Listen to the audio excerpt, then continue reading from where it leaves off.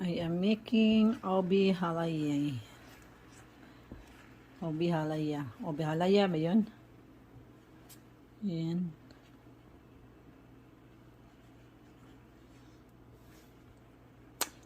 Mikus, mikus.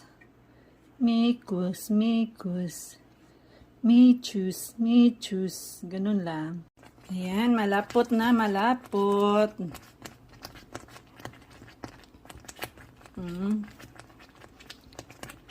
Laylay sa ilak.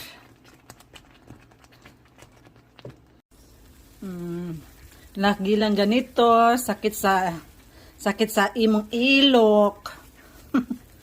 Ayan. Kulang pa ito.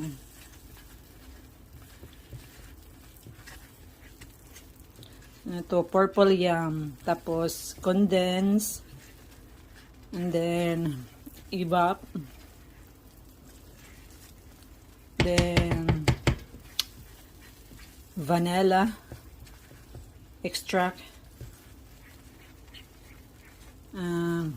Tapos, lagyan mo yung ganito ay. Yung ito, para ano.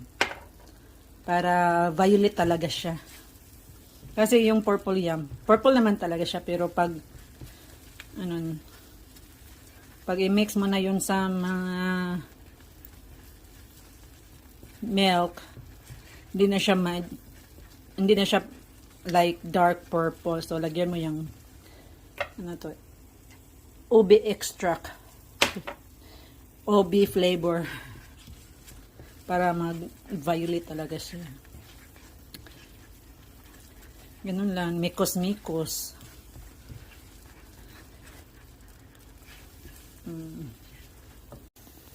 So, konti na lang.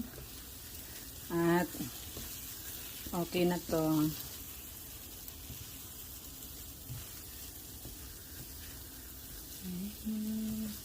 Tapos yung, yung temperature sa stove, lang, low medium.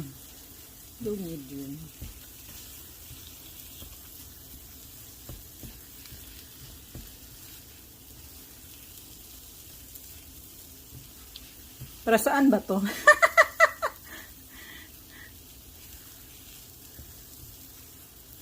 Kakainin ba to with with bread?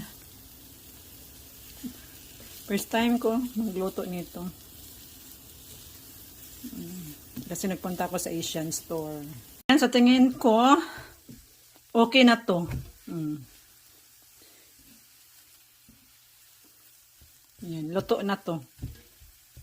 Actually, the OB is already cooked. The OB naman. The purple yam. The purple yam. Luto na to. Sino ba naman ang kumakain nito? Ako lang naman. So, problema ko na yon, diba? Okay.